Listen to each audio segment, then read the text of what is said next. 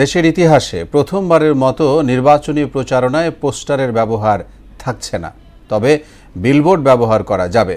এর লক্ষ্যে নির্বাচনী আচরণবিধির খসড়া চূড়ান্ত করেছে কমিশন। রাজধানীর আগারগাঁয়ে কমিশন সভা শেষে সাংবাদিকদের এসব তথ্য জানান ইসি আবুল ফজল মোহাম্মদ সানাউল্লাহ। মনিরুল ইসলামের প্রতিবেদন।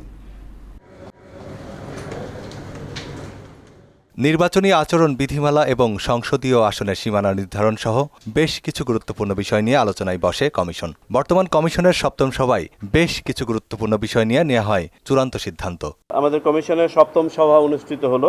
বৈঠক শেষে গণমাধ্যমের সঙ্গে কথা বলেন নির্বাচন কমিশনার আবুল ফজল মোহাম্মদ সানাউল্লাহ। জানান, নির্বাচনী আচরণ বিধির খসড়া চূড়ান্ত করা হয়েছে। খসড়া চূড়ান্ত হলো, তবে মনে রাখতে হবে যে আচরণ বিধিমালার অনেকগুলো পরিবর্তন বা সংশোধন এটা আরপিওর উপরে নির্ভরশীল। সুতরাং বর্তমানে যে এটা চূড়ান্ত হলে এটা প্রকাশিত হয়ে যাবে আমাদের ওয়েবসাইটে, উপরে লেখা থাকবে আরপিও সংশোধন সাপেক্ষে। খসড়া বিধি অনুযায়ী প্রচারণায় পোস্টার ব্যবহার নিষিদ্ধ করা হয়েছে। তফসিল ঘোষণার পর প্রার্থীরা কোনো শিক্ষা প্রতিষ্ঠানের গভর্নিং বডির পদে থাকতে পারবেন না। দল ও প্রার্থীকে দিতে হবে হলফনামা। আইন লঙ্ঘনে থাকছে 1.5 লাখ জরিমানা ও 6 মাসের শাস্তি। প্রচারণার ক্ষেত্রে মেয়াদ বেঁধে দেওয়া হয়েছে 3 সপ্তাহ। আমরা পোস্টার ব্যবহার বাদ দেওয়ার ব্যাপারে সম্মত হয়েছি। অতীতে আচরণ বিধি মানতেন না প্রার্থীরা, সেই বিষয়টি মাথায় রেখেই ঐক্যমত্য প্রস্তাবনার প্রেক্ষিতে সুযোগ রয়েছে বিলবোর্ড ব্যবহারের।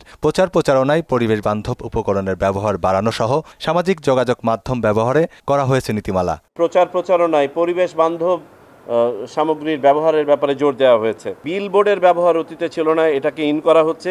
শব্দের ব্যবহারে আমরা আগে যেমন শব্দের মাত্রার উপরে কোনো ছিল না, সেটাকে আন্তর্জাতিক যে মান আছে 60 ডেসিবল সেটাকে ইনকর্পোরেট করা হয়েছে। সংসদীয় আসনের সীমানা নির্ধারণে আগামী সপ্তাহে চূড়ান্ত সিদ্ধান্ত হবে বলেও জানায় কমিশন। আমরা আশা করছি আগামী সপ্তাহে শেষ নাগাদ সংসদীয় আসনের এটা সম্পন্ন হবে। মনিরুল ইসলাম, মোহনা সংবাদ, ঢাকা। এবং প্রার্থীর আচরণবিধি সংক্রান্ত